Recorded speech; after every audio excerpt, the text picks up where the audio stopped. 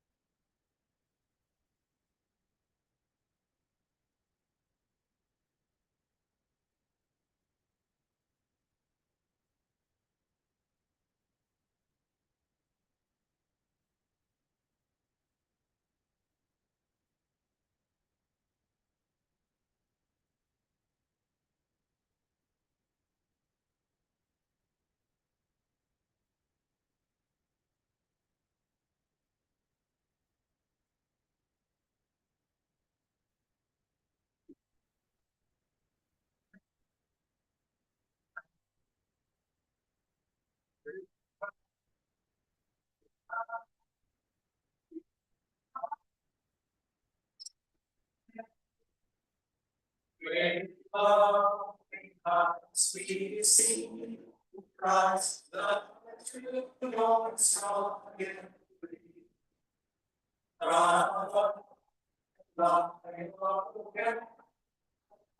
We stand on God for thee. God, Lord, God, and free. Oh, God, we stand on God for thee. Oh, God, we stand on God.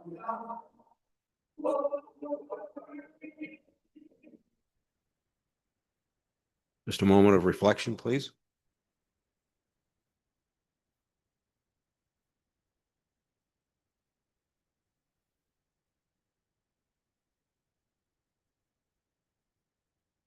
Thank you. Any disclosure of pecuniary interest? Seeing none. Public meetings, hearings, we have none. Go to F1, various applications for cancellation, reduction, or refund of taxes under Section 357, 358 of the Municipal Act. Applications per Section 357 and 358, October the 1st, 2025. Any discussion? Okay. Madam Clerk, do you have a motion, please?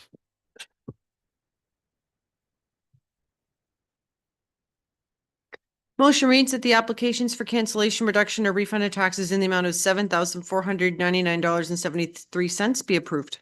Mover and a seconder, please. Moved by Councillor Taylor, second by Councillor Brennan. All in favor? That's carried. Thank you.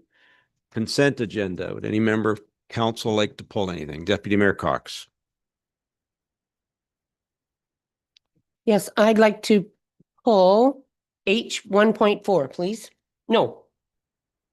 Yes, that's the one? No. 2.2, sorry, yes, sorry, H 2.2. Thank you. Okay. Councillor Minnies. Yes, thank you through the mayor. I would like to just speak to the item, sorry, and I'm just calling up my agenda here.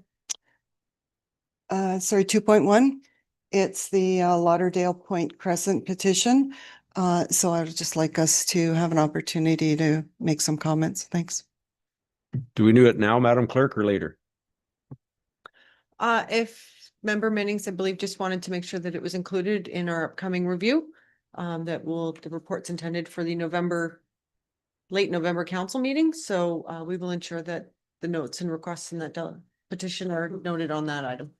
Is that okay? Or do you want to speak to it? Yeah, thank you. And just so that it's clear that this petition is different than the previous petition that the same group put forward. So it's an additional consideration for the report. Awesome. Thank you. Thank you. Councillor Taylor. H 3.1, please.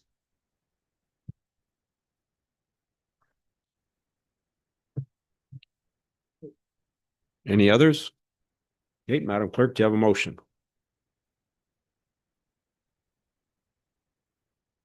Thank you. The motion reads that the agenda be adopted, including consent items with the exception of items H 2.2 and H 3.1.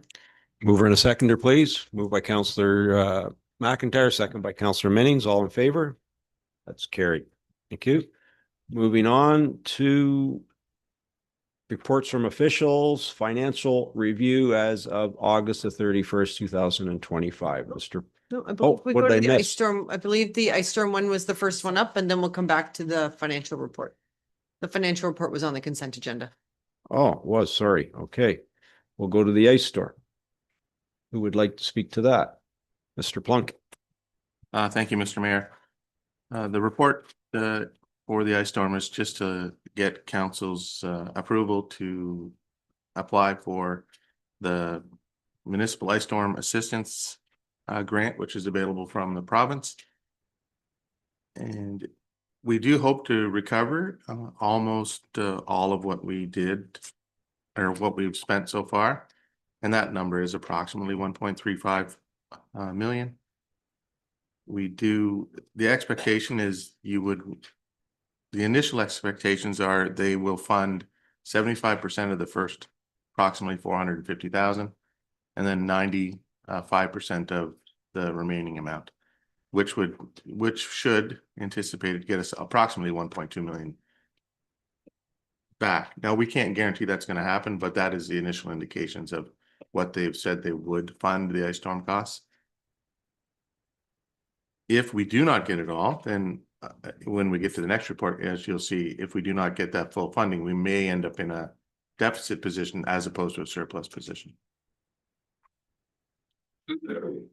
Councillor Minnings. Thank you through the mayor to Director Plunkett. There's a phrase in your analysis section just at the very top of page 2. It says Severn's own purpose taxation. I've never heard that term, own purpose taxation. So, and if I can, through the mayor to Member Minnings, I agree. It is a little confusing, but it is used on their financial information return. But what it ultimately means is the municipal portion of our levy. Further comments? Okay, Madam Clerk, do you have a motion?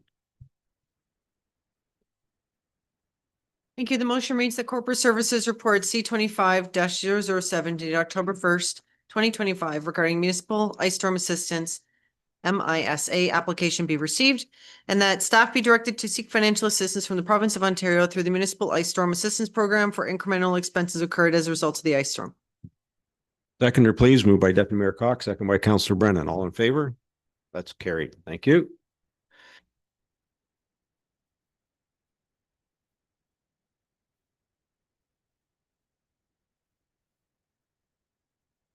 Sorry, moving on to J 1.1 Corporate Services Report. believe Oh, you we just- just did that. We just So we're heard that, your worship. So I so we're going to believe go back to 2.2. Deputy Mayor Cox. I brought this forward because the board asked that council make a decision on the request for chair and vice chair stipend consideration. Staff in all 4 municipalities didn't agree with it, so I'm bringing it forward to see how our council feels. I think that it should be the same as the other community members, but if anybody wants to step in and speak to it, I feel free. Thank you. Okay, any members would like to speak to it? Councillor Minnings. Thank you through the chair. I agree. I think it should be the same as other committees. Okay, Madam or Councillor McIntyre. Through the chair, just how many meetings do they anticipate having and how many members do they have? Deputy Mayor Cox. Oh, Madam Clerk. Thank you. So they're averaging about 10 meetings a year right now. So they take 1 month off in the summer, and I believe they skip December. So they're averaging around 10. They're hoping in the future, I think especially going into the start of the next term, once they're a little more up and running, that will shrink a little in the number of meetings. There are 2 members from every municipality, so a council representative and a public representative, and then eventually there will be 2 public appointees. So for a board of 10 people. So once it's all there, it's a fairly large board. Thank you. Counselor Jansen.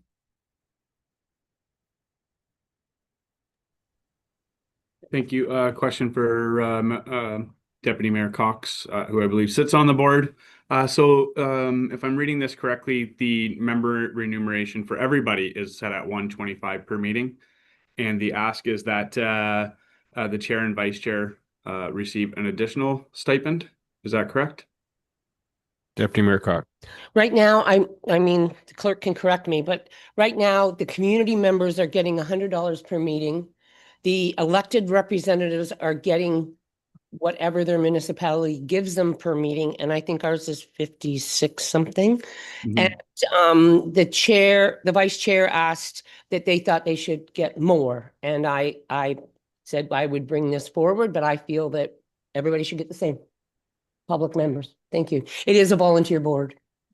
Okay, I appreciate your feedback. Thank you. Further discussion? Okay, I guess it's a no. Madam Clerk, do you have a motion put? Okay, the motion reads then that the correspondence from the Couchiching OPP Detachment Board regarding requests for chair and vice chair stipend considerations be received, and that the request regarding an additional stipend for the chair and vice chair of the Couchiching OPP Detachment Board be denied. Mover and a seconder, moved by Councillor Manning, second by Deputy Mayor Cox. All in favor? That's carried. Thank you. Thank you. Okay, moving on to 3.1, Councillor Taylor. Thank you. Through the mayor to Andrew, just a couple of questions. The first one is the 350,000 in savings in benefit costs. I'm just curious what that is. That's the first question. No, not through the mayor to Member Taylor. That is savings on our group life. It's all the benefits that we have within the municipality, but most of the ones that are insurance driven. And we were expecting that cost to stay higher because we've had a lot of, unfortunately in the past, employees who have had to take long-term leaves. But as we recover from some of those periods, we do see savings. Unfortunately, we didn't know what these savings were going to be until well after budget last year. But Thank you. That's a good news thing. Thank you. The second question I've got is, what are the ramifications of going into a deficit? Like, I don't think I've ever seen us go into a deficit. Could you explain? Because I didn't think municipalities could, and I think I know the answer, but I want to hear it from the financial point of view. Thanks. no worries. Thank you. Just through the mayor, if a municipality goes into a deficit situation, if they don't have reserves sufficient to fund that deficit, then it must be recovered immediately through taxation in the following year. Now, I will say, luckily for us, the deficit that we could end up with, we already have a reserve that is quite capable of covering us in that situation, and we do keep that reserve specifically for if we ever do go into a deficit situation. Because I know reading in the news about the municipality in Northern Ontario that is going to raise the taxes by 20% or something, so they're in a bit of a pickle. But it would come out of reserves, and is what you're saying. Well, right now we have what is called a working capital reserve, and that effectively covers operations, and that is one that we have had for years, and it's intended to be able to cover operations in a period of time where we're not able to generate revenues. Thank you. That's all I have. Thanks. Other comments? I just want to say thank you not only to this council, but previous councils for what we have in reserves, and of course our treasurer for banking and guiding us to protect those, because, like taxing our residents 20%, like the ones up north, like, my God, brutal. Anyways, thank you very much, everyone. Madam Clerk, do you have a motion? Oh, Deputy Mayor Cox. So Andrew, you will be bringing back the 2024 financial update before the budget, right? for us? If I can, through the mayor to Completed one, thank you. Councillor Cox. Yes, I will. Councillor Minutes. Thank you through the mayor. And I was reminded recently that this is then the last budget that this council will do because it's an election year next year. And then, so next November, even though we're still sitting as a council, is that correct? It will be the new council that reviews and approves the budget. Has that changed at all with it being a mayor's budget, for example? You know, I'll jump in. I'm sure the clerk and CAO might want to jump in on this one as well, but I would suggest that, I mean, certainly you could have done a budget, but if it's a strong mayor's power situation, if there was a new mayor, they may want to change it anyway. So what you would do in the first, your period of time doing deliberations would likely, I mean, depending on who is reelected or who's elected, it could change completely. So I would suggest you know, it definitely has changed the dynamic a little bit, but typically you would want the new council to set the budget. And that's why typically we would wait until the new council is elected. Deputy Mayor Cox. So on the same vein then, we spoke to this at the last meeting, is there are projects, capital projects, and we have 10-year plans, and you have plans for the financial and the asset management. Those recommendations would stand for the next council to look at and possibly at least acknowledge that this is a whole schedule for our public works and our water and everything, that we have a plan there, and it's to be not to be followed, but it is there as guidance for council in the future to make sure we continue looking after our infrastructure and planning for our infrastructure replacement. Absolutely. But you're correct in your thought process there is the new council does not have to use the information, or they can, whether they choose to act on the information, I guess is a different story, but we would still propose the same documents, the same plans. And, you know, we would hope that new councils would support them. Thank you. Okay. No further comments. Madam Clerk, do you have a motion, please? The motion reads that the Corporate Services Report C25-006 dated October 1st, 2025 regarding the financial review as of August 31st, 2025 be received as information. Moved by Councillor Taylor, second by Councillor Minings. All in favor? That's carried. Thank you. New business. And any announcements? No announcements. Now we need a motion, Madam. Councillor Jansen. Thank you. Yeah, I just want to share that the Coldwater Witches Walk is coming up. It'll be held on the 17th of October, a Friday night, from 5 p.m. until 9 p.m. We invite council as well as any member of the community that would like to come out. It is a 19+ event. Deputy Mayor Cox. Don't forget about Trick or Treat Day. Trick or Treat Day is the next day. So thank you very much, Deputy Mayor Cox. That's for all the kids to come out from 10 till 12. Some of the downtown stores in Coldwater will be handing out treats to kids dressed in costumes, and then there will be a costume parade that'll occur between between noon and 2 p.m. Definitely come on out, bring all your littles, dress them up in costumes. It's very cute. Come out and check it out. It did just remind me of another thing. I do want to thank all of the volunteers and the Farm Fair board. The fall fair was a success over the past weekend, and it couldn't have been done without all the people behind the scenes. Thank you very much for all the hard work that was put in by the board as well as all the volunteers. Councillor Minings. Thank you. Just a couple announcements from Ward 4. The two ratepayer groups have had some great successes recently with fundraising for trees, certainly trees affected by ash borer, etc.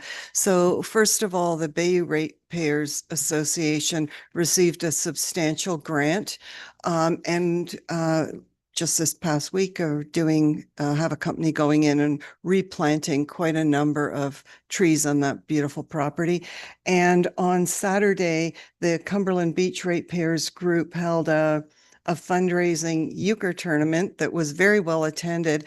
And I specifically wanted to mention from an economic development lens, I know, Mayor, you chair that committee, is that there were over a dozen local businesses that donated silent auction prizes, and that came into a tune of over $3,000 to the Cumberland Beach Ratepayers Group, which has a history of not having any extra money. So it was a huge cash infusion. I'll forward that by email, the businesses and what they donated, but perhaps maybe a letter or something, even, I don't know how we treat it because of ratepayer groups, but I just wanted to do a huge shout out too for the businesses that supported. Thank you.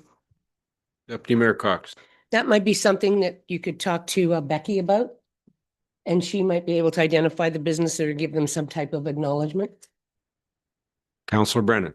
Yeah, just this weekend is the Aurelian District Ag Fair here in Severn Township, Ward 3, I might add. And it's got all the trimmings this year, so anyone who particularly wants to take kids out to enjoy the weekend, it's there and the price is right. Thank you. Further comments? Okay, need a motion to go into closed, Madam Clerk.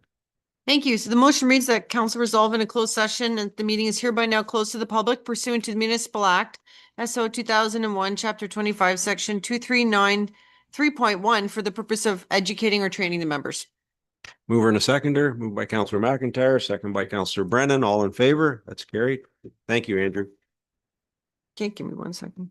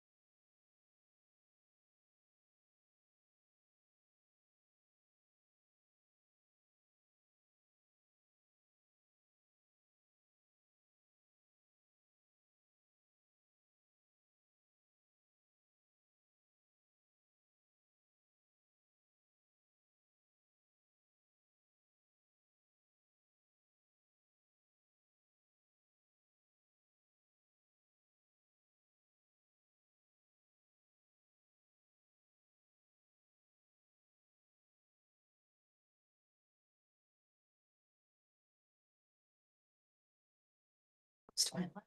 Yeah.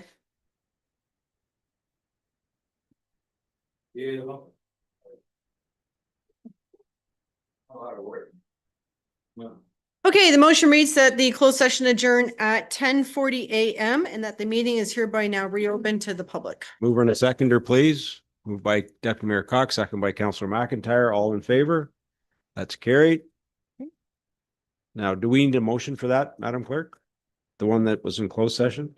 No, this is Okay. training. Okay, so now we're moving on to general bylaws, Madam Clerk. Thank you. The motion reads that bylaws number 2025-59 to 2025-65 inclusive are hereby passed. Mover and a seconder, please.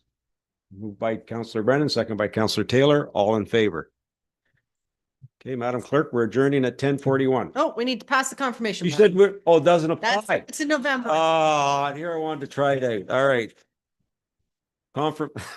Madam Clerk, confirmation The bylaw. motion reads that bylaw number 2025-66 is hereby passed. Mover and a seconder, please. Moved by Deputy Mayor Cox, second by Councillor Mennings. All in favor? That is carried. And then motion And to adjourn. Moved by Councillor Jansen, second by Councillor Brennan. All in favor? That's carried. Have a good day, Dan. Wait, Thank you. See you all tomorrow. Before you go. Just a quick question to Allison. Allison, would it be too much